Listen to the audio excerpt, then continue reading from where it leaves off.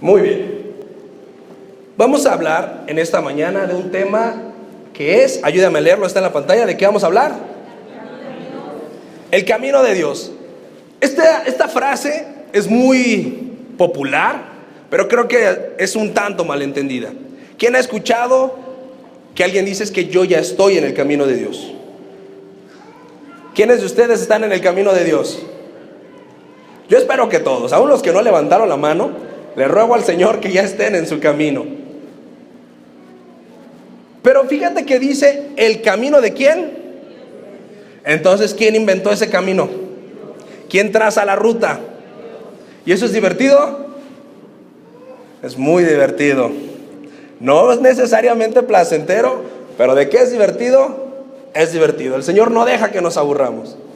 Y vamos ahora sí a leer en Éxodo capítulo 13. Vamos a leer los versos 17 y 18 y te voy a platicar toda una historia.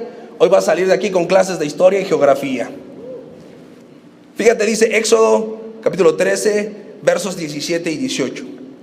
Y luego que Faraón dejó ir al pueblo de Dios, el Señor no los llevó por el camino de la tierra de los filisteos, que estaba cerca. Di conmigo, cerca. Porque dijo Dios, para que no se arrepienta el pueblo cuando vea la guerra y se vuelva a Egipto. Mas hizo Dios que el pueblo rodease por el camino del desierto del Mar Rojo, y subieron los hijos de Israel de Egipto. ¿Cómo subieron? Armados. Dos palabras clave: no fueron por el camino cerca, pero fueron armados. Ok, vamos a platicar un poquito de esta historia. No puse todos los dos capítulos que estaremos repasando, mejor te los platico, pero estos versos eran los importantes. El pueblo de Israel, como sabes, llega a Egipto y habita en una región llamada Gosén. Perfecto, eso que estabas pensando. En Gosén, ellos comienzan a habitar cuando José salva de la hambruna a Israel y llega su papá con sus hermanos y dice: como son pastores, yo te ruego que nos dejes habitar en la tierra de Gosén. ¿Ya ves cómo sí sabías? En la tierra de Gosén. Y se quedan habitando ahí. Pero con el paso de los años, el pueblo de Egipto se olvidó de quién era Israel y en lugar de ser amigos, los hicieron sus esclavos. Y el pueblo de Israel clama a Dios. Dios los escucha y les manda un libertador llamado Moisés. Moisés va a hablar con Faraón en repetidas ocasiones y Faraón decide no escucharlo. Y Dios comienza a mandarle plagas. La última plaga es la plaga definitiva y la que hace que a Faraón termine doblando las manos y permitiendo que el pueblo de Israel salga. ¿Recuerdan qué plaga era esta? La muerte de los primogénitos. El hijo mayor, hombre de cada familia, iba a morir. Desde el hijo de Faraón hasta el hijo del esclavo más pequeño, si no cenaban la Pascua y cubrían sus dinteles de la puerta con la sangre del cordero. Esta celebración de la Pascua era un símbolo de la muerte en la cruz de Jesucristo. ¿Se acuerdan que la semana pasada estábamos hablando de las señales? Y la señal que el Señor nos ha dado para esta generación es la señal ¿de quién? De Jonás, que Jesús estaría en el centro de la tierra 3 días y 3 noches. Pues esa señal se la da el Señor al pueblo de Israel en el momento de sacarlo de Egipto. Y cuando sucede esto, mueren todos los primogénitos excepto los del pueblo de Israel que obedecen a Dios. Y Faraón dice: está bien, váyanse. Y ha llegado el momento importante. Lo que estuvieron esperando durante 400 años se ha cumplido. Por fin van a salir de Egipto y van a dirigirse a la tierra prometida. ¿Qué características tenía la tierra prometida? Decían que fluía leche y miel. Y eso no significa que había una fuente de leche y una fuente de miel. ¿Se acuerdan qué significaba que fluye leche y miel? ¿Qué? Leche lo necesario para empezar a vivir. Exactamente. La leche es lo que todo ser humano necesita para la vida. Nadie puede nacer sin poder tomar leche. Y la miel es el único alimento que no se echa a perder. Entonces, que fluye leche y miel significa que iban a tener suplidas todas sus necesidades materiales, pero sobre todo lo eterno, lo que permanece. A eso hacía referencia la tierra que fluye leche y miel. Y hacia allá se iban a dirigir. Pero todos sabemos que Israel se aventó 40 años en el desierto, ¿sí o no? ¿Alguna vez te has preguntado para dónde caminaron? ¿Qué tan lejos habrá estado Egipto de Canaán? ¿Alguien sabe? Bueno, pues bienvenidos al curso de Geografía e Historia. Hoy vamos a resolver esas dudas. Lo quiero ilustrar de esta manera para que entiendas todo lo que sucedió y por qué Dios dice en el verso 17 que no dejó ir a Israel por el camino corto. Ayúdame con la que sigue, por favor. La que sigue. Aquí tenemos un mapa. ¿Todos lo ven? Perdón que no traigo un apuntador, pero de este lado, esto es Egipto, ¿sí? Aquí está el Mar Rojo. Ahí arriba, ¿qué dice? El Mar Grande. Abajo del Mar Grande hay unas letras que dicen Gosen. ¿Dónde vivía Israel? Allá arriba vivían ellos. Cuando Faraón los deja salir, ellos van a la capital, ahí donde dice Ramsés, y reciben oro. ¿Se acuerdan de eso? Que el pueblo de Egipto estaba tan devastado que cuando dejan ir a Israel le dan todo su oro. La línea roja es el camino que los israelitas tomaron para llegar a Canaán, que está de este lado del mapa, la parte que está ahí arriba. Si te das cuenta, de Egipto a Canaán no había más que caminar por la costa y llegaban. Que considerando la multitud, se piensa que no debieron haber tardado más de 2 semanas en llegar de Gosen a Canaán. ¿Y cuántos se aventaron? Hay un poquito de diferencia, ¿no? Entre 2 semanas y 40 años, algo pasó. Y ahorita vamos a ir revisando que, bueno, ahí donde está la nube, era el camino que ellos tenían que haber seguido derecho hacia Canaán. Pero ahí es donde surge precisamente el verso 17 que dice así: luego que Faraón dejó ir al pueblo de Dios, no los llevó por el camino de la tierra de los filisteos. No los quiso llevar, fue adrede. Tenían que seguir derecho. ¿Y para dónde los lleva Dios? Mira la línea roja, ¿hacia dónde los lleva? Para abajo. ¿Había alguna manera lógica, si se seguían dirigiendo hacia abajo, de llegar a Canaán? ¿Tenía sentido lo que estaba pidiendo Dios? Claro que no. El pueblo de Israel comienza a caminar hacia abajo. De hecho, Dios les dice a Moisés: dile al pueblo que dé la vuelta al desierto del Mar Rojo y acampen ahí. Y ahí se quedan, en Migdal, que es el primer punto rojo después de la nube. Cuando ellos están acampando ahí, Faraón se da cuenta que el pueblo de Israel no se dirigió a Canaán, que iban para abajo, y decide ¿qué? Perseguirlos. ¿Tenían escapatoria los del pueblo de Israel? Todo esto es Egipto, todo esto es el territorio del Faraón. ¿A dónde iban a esconderse? ¿Quién los iba a proteger? No tenía sentido lo que el Señor les estaba pidiendo. Y después corren. ¿Hacia dónde corren? Hacia el mar. Con más sentido todavía, ¿no? Estaba bien lógico el plan de Dios. Primero, no vamos para donde dice que vamos. Y segundo, pues corremos al mar. Pero era el camino de Dios, no el camino del hombre. Y a veces, bueno, no a veces, siempre en la vida cristiana sucede esto.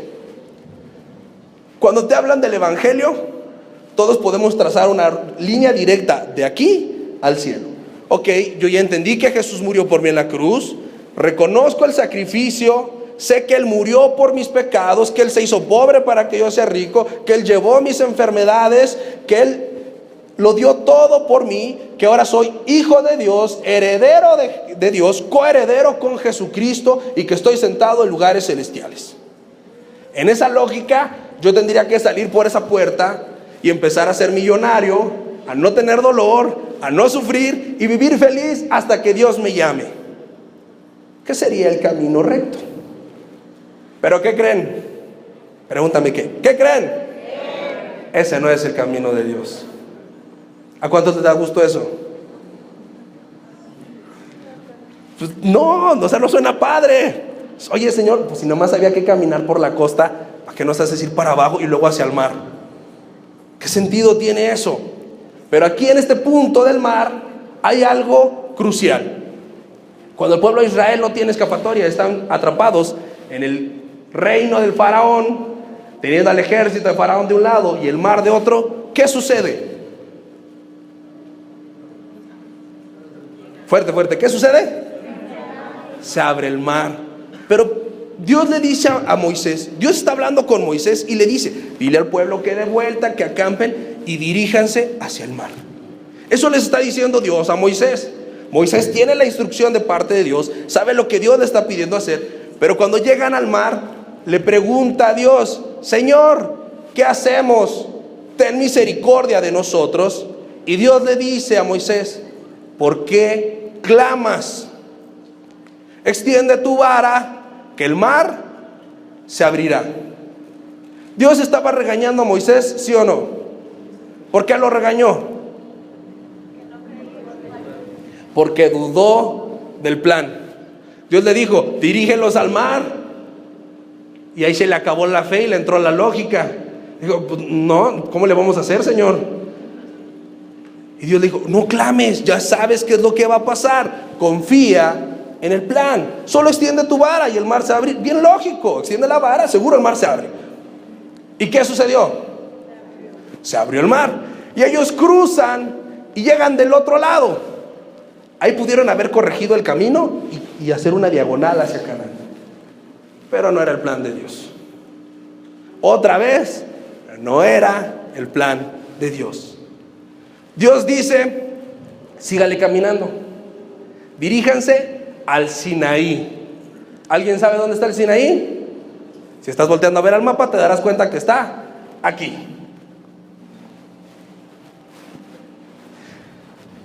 Allá está Gosén, aquí está el Sinaí, allá está Canaán.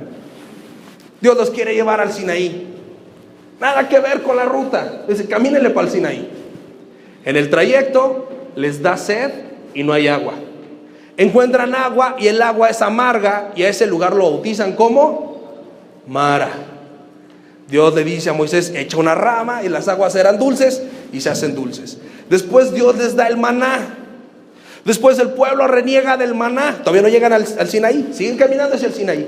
Reniegan del maná y Dios les manda Kentucky Fried Chicken. Una dotación de codornices que hasta les salía por la nariz de tanta carne que comían. Después de eso, ellos llegan al monte Sinaí.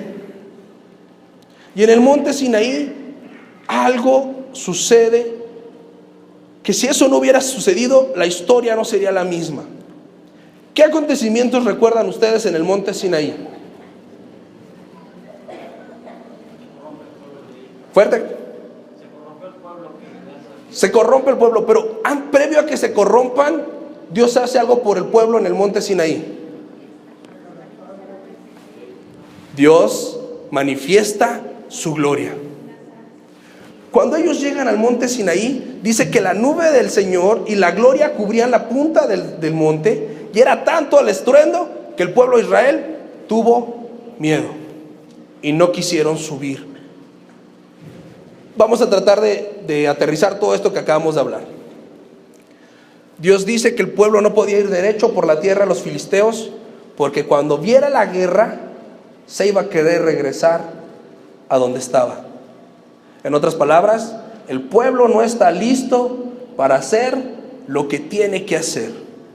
Entonces lo voy a llevar a que conozca quién soy yo, que vea mi poder, que vea de qué soy capaz yo y cómo los voy a cuidar, para que entonces tengan la fe suficiente y hagan lo que tienen que hacer.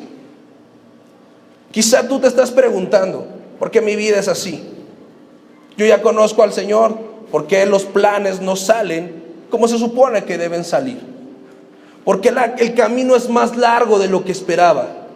Mi amado, es solamente porque no estás listo para pelear contra los filisteos. ¿Qué es lo que te hace falta? Conocer más a Dios. En esa multitud, calculan casi 2 millones de personas, había 3 hombres que conocían a Dios, 2 que medio lo conocían y un montón que no tenían idea de quién era Dios. Moisés, Caleb y Josué sabían quién era Dios, pero 3 de 2 millones no alcanzaba.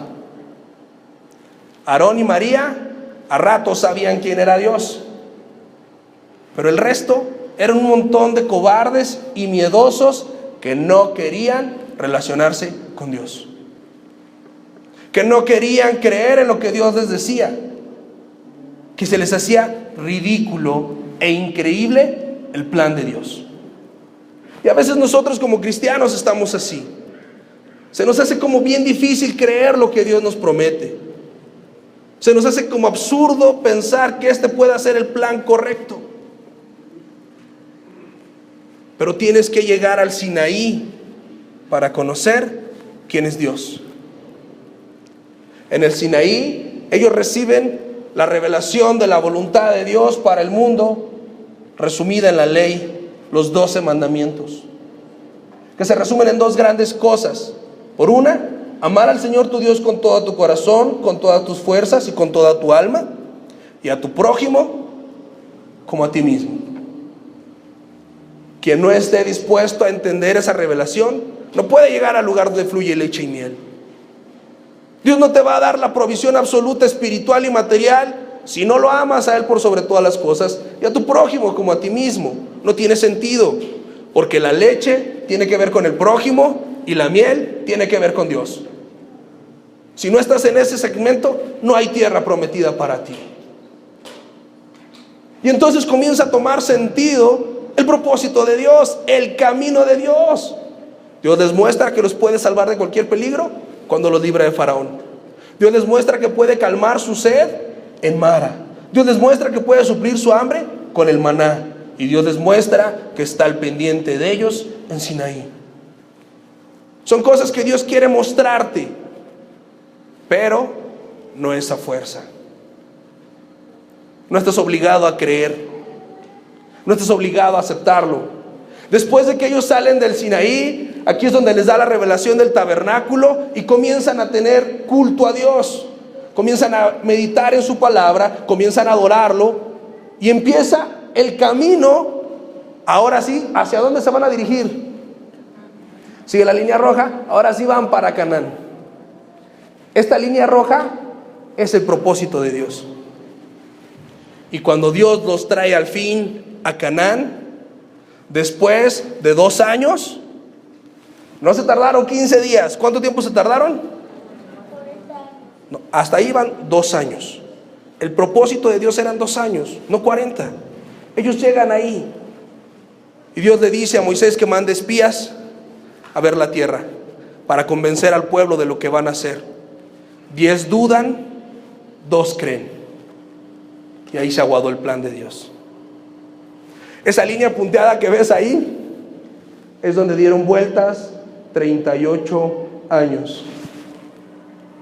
Dios los llevó por un montón de camino en 2 y ellos se quedaron ahí dando vueltas y vueltas y vueltas 38 años. ¿Por qué no avanzaron de ahí? Por incredulidad, por no decidirse a hacer lo que Dios les pedía que hicieran.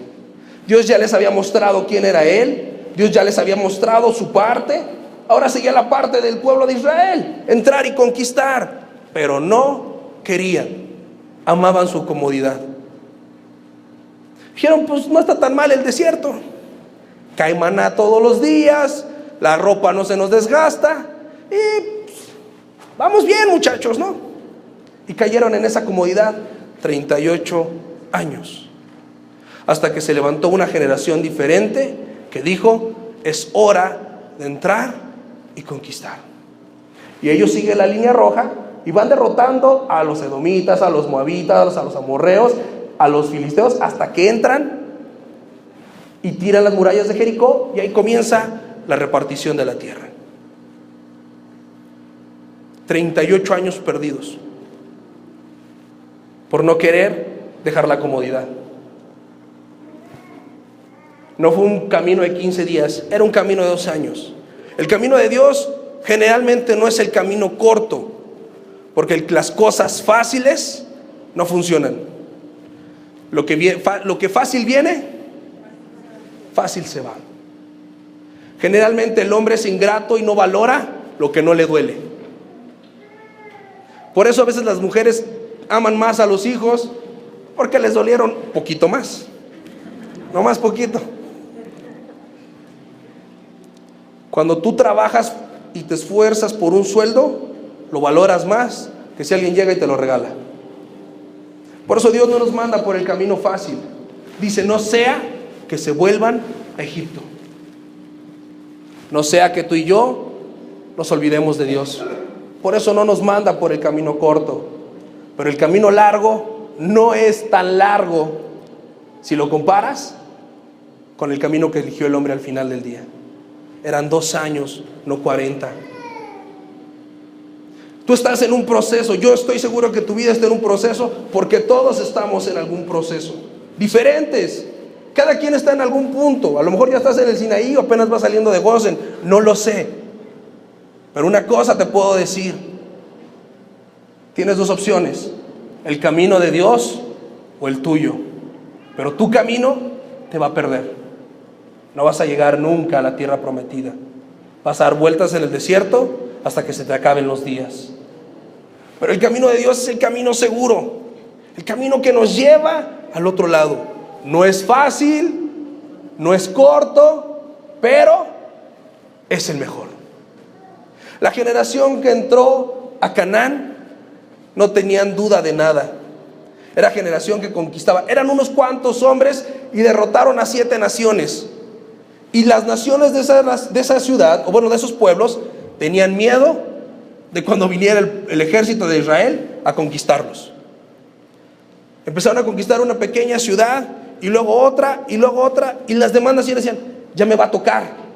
Y cuando veían venir al pueblo de Israel, dice la Biblia, que se turbaban y su corazón se llenaba de pánico, de miedo. No le temían al pueblo de Israel, le temían al Dios que los estaba llevando a ese lugar. No importa qué tan difícil parezca poseer la tierra prometida, tus adversidades te van a tener miedo. Y no es a ti, sino al Dios que va contigo. Si decides caminar el camino de Dios, o puedes decir, nos quedamos en la cómoda, no estamos tan mal, no estoy donde quiero, pero tampoco estoy donde estaba, aquí le damos vueltas. Y gastarte 38 años viendo los mismos lugares. Porque ellos no se podían quedar en un solo lugar por cuestión de higiene. Acuérdate, en el desierto, ¿cuántas alcantarillas habrá? ¿Cuántas tomas de agua? Entonces, imagínate después de 15 días de estar en el mismo lugar, ¿qué habrá sido de ese lugar? Tenían que moverse. 38 años, vuelta y vuelta y vuelta. Ayúdame con la que sigue. Hasta aquí la clase de geografía e historia. Espero haber sido claro. Ahora puedes llegar a tu casa y preguntarle a tu familia, ¿saben por dónde caminó el pueblo de Israel hacia Canaán?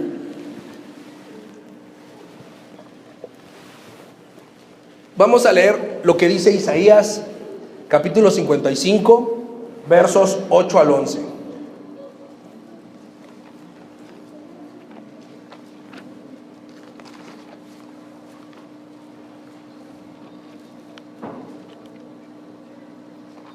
Isaías 55. Cuando estés ahí, levanta tu mano, por favor, para saber que ya llegaste. Perfecto, esperamos un momentito más a que los demás lleguemos.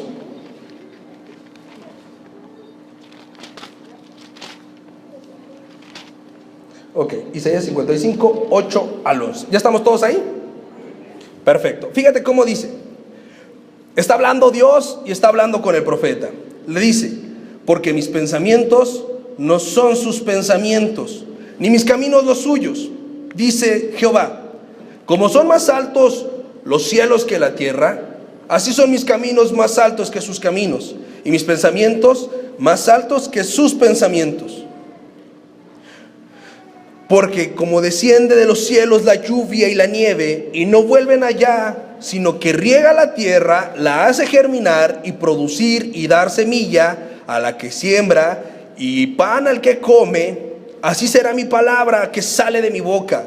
No volverá a mí vacía, sino que hará lo que yo quiero y será prosperada en aquello para que la envíe. Y todos decimos, y aquí está la clave de todo. ¿Dice Dios que tus pensamientos y los suyos se parecen? ¿Tienen algo que ver? Pero a veces creemos que tenemos mejores ideas que Dios, ¿no? ¿Quién se ha descubierto teniendo una mejor idea que Dios? No, Señor, mira, hay que hacerle así. Mira, si mañana me das un aumento, que gane unos 40,000 y me das un crédito, ya con una casa, un negocio y un carro, ya, es bien fácil. Te digo, Señor, júntate conmigo. Y a veces tenemos mejores ideas que Dios. Pero dice Dios, no, tus pensamientos y los míos no se parecen. Porque mis pensamientos son así como la tierra y el cielo están al mismo nivel. Así de separado está tu idea de la mía. Y nos explica por qué. Y habla de nuestros caminos, o sea, nuestra manera de vivir y la manera en la que Él quiere que vivamos. Nos dice bien fácil, porque todo tiene que ver ¿con qué? Con su palabra. ¿Con qué tiene que ver todo? Y tú la traes en tus manos. Todo tiene que ver con su palabra. Dice, porque así como la nieve y la lluvia no bajan a lo menso, cuando la nieve se derrite en la montaña y baja, y cuando llueve, hay vida por donde quiera que pase el agua. ¿Quién ha visto correr un río? ¿Cómo están las orillas del río? ¿Secas o verdes? Verdes. Y dice, así como no vuelven al cielo o a la montaña hasta que han cumplido ese propósito que es reverdecer todo ese camino, así es mi palabra, que no regresa a mí hasta que le da semilla al que siembra y pan al que come. Esa es la palabra de Dios que te capacita para llevar el mensaje, para hablar de Él y suple tus necesidades, principalmente las espirituales. No vuelve Él vacía a su palabra. ¿Quieres caminar el camino de Dios? Acércate a su palabra. Vive en su palabra, conoce su palabra. Porque cuando tú lees la Biblia te das cuenta lo diferente que piensa Dios y tú. Él no quiere lo que tú quieres, Él quiere lo mejor. Porque la voluntad de Dios, ¿cómo es? Buena, agradable y perfecta. Y generalmente lo que tú quieres solo es agradable. No es bueno ni es perfecto. Pero lo que Dios quiere es bueno, es agradable y es perfecto. Y eso es lo que Dios quiere para nosotros. El camino de Dios no es el más corto, pero es el único que produce vida. Es el único que deja una marca. Tú y yo estamos caminando en este mundo no para dar vueltas en un desierto. Es para entrar a la tierra prometida y levantar una generación más para el Señor. Para que su nombre sea glorificado, para conocerlo y que los pueblos que nos vean teman a Dios por lo que Él hace con nosotros. ¿Alguien lo puede creer? Y vamos al último versículo. Vamos a leer el Proverbio, capítulo 3, versos 5 y 6.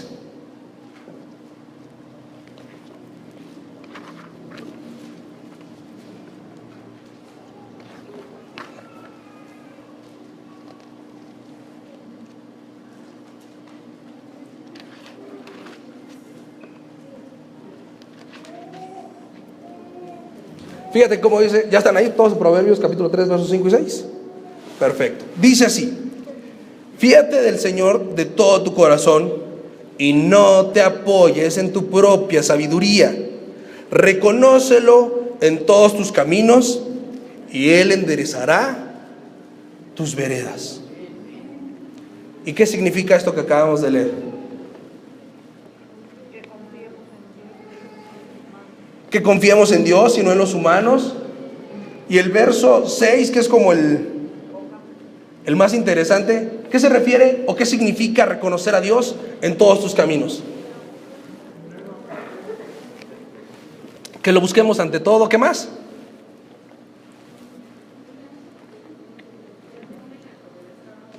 Que lo obedezcamos. Darle la gloria a Él siempre. En todas las áreas de la vida. Hay una palabra bien peculiar. Reconócelo. ¿Te ha pasado que ves a alguien en la multitud y se te hace conocido? Ah, mira, ahí va el Oscar. Sí, el gordito que vaya adelante. Sí, ahí está el Oscar, ¿no?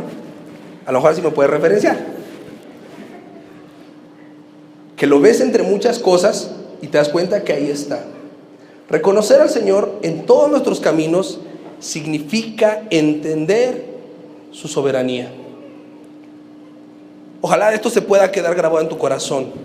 Pero nada está fuera del control de Dios. Nada. Ni lo bueno, ni lo malo. Y para los que lo amamos, todo obra para bien. Cuando yo estoy teniendo una dificultad o una bendición, tengo que entender que el que está en control de esta situación, ¿quién es? Dios. Y si estoy en una dificultad, ¿por qué estaré en una dificultad? Exactamente, por su propósito, porque me está llamando la atención, porque a lo mejor ya empecé a dar vueltas. Y si estoy siendo bendecido, tengo que entender que no es porque soy bien guapo, bien listo, bien fuerte o qué sé yo. Es porque Dios me quiere bendecir para que yo bendiga a otros.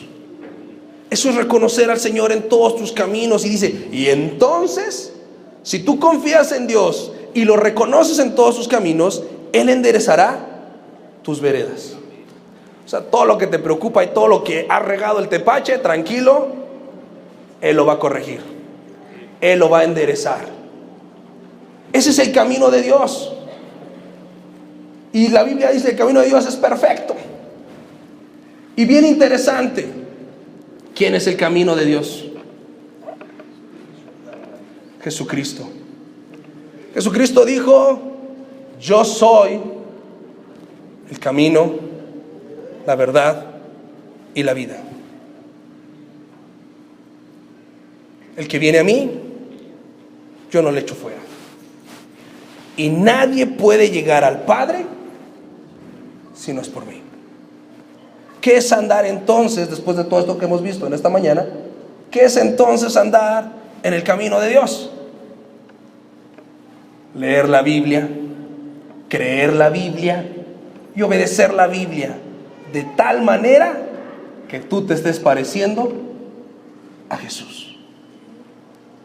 La vida cristiana no tiene que ver con ser ricos, con ser famosos. Eso puede o no llegar. Pero la vida cristiana tiene que ver con una simple y no es tan simple cosa: parecernos a Jesús.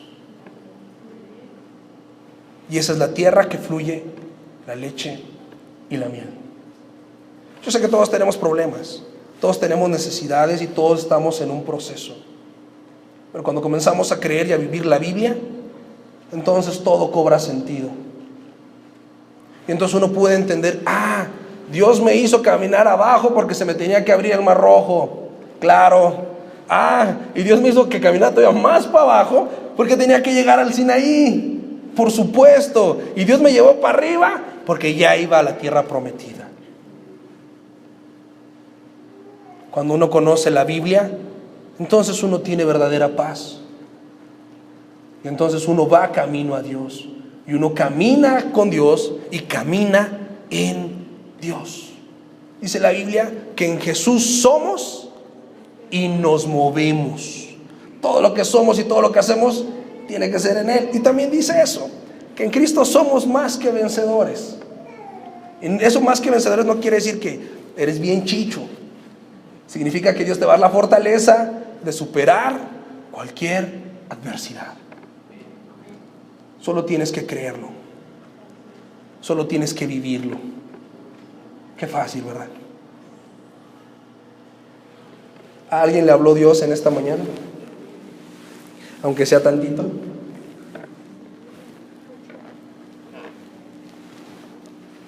Por eso dice Éxodo 13:17, y no quiso Jehová llevarlos por el camino corto. Deja de pensar que Dios te abandonó. Deja de creer que Dios está enojado contigo. Porque también para tirarnos al piso somos re buenos, ¿no?